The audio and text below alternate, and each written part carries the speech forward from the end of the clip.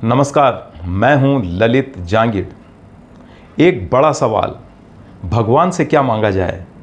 हम सभी किसी न किसी रूप में भगवान की प्रार्थना करते हैं, पूजा करते हैं, अभिषेक, हवन, भजन, कीर्तन करके ईश्वर को रिझाने की कोशिश करते हैं, खुश करने के जतन करते हैं।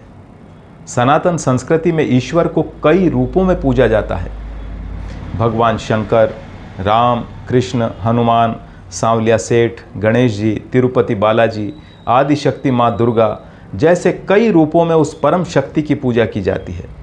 और ज़्यादातर लोग अपनी प्रार्थना में भौतिक वस्तुओं की ही कामना करते हैं।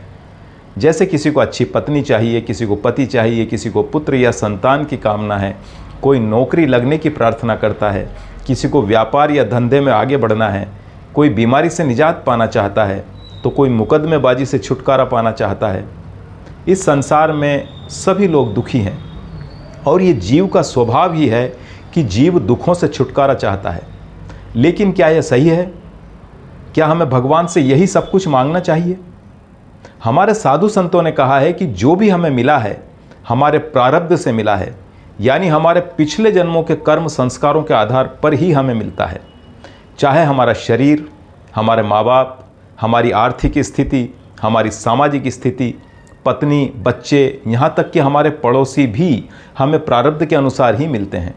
इन सब के माध्यम से हमें सुख और दुख की अनुभूति होती है, यानी सुख और दुख भोगने पड़ते हैं। जो कर्म हमने पिछले जन्मों में किए उनके कर्म फल हमें भोगने पड़ेंगे।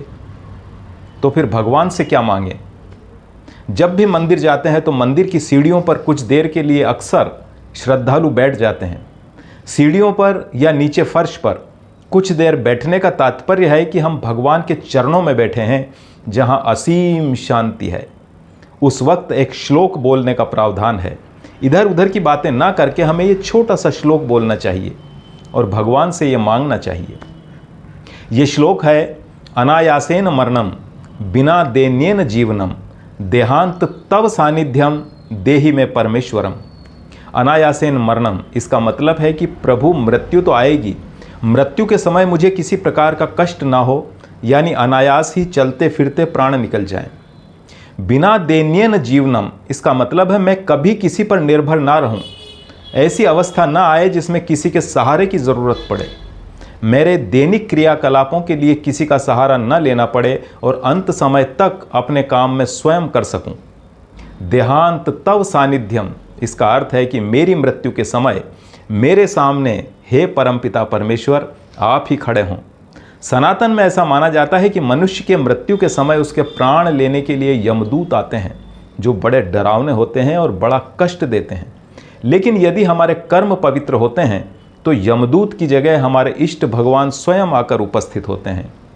देहि में परमेश्वरम, इसका अर्थ है कि हे प्रभु मुझे ऐसा वरदान दीजिए। ऐसी भावना मन में ला करके इस श्लोक के माध्यम से मंदिर की सीढ़ियों पर बैठकर यही प्रार्थना हमें करनी चाहिए। मित्रों, आपने मुझे ध्यान से सुना, आपका धन्यवाद।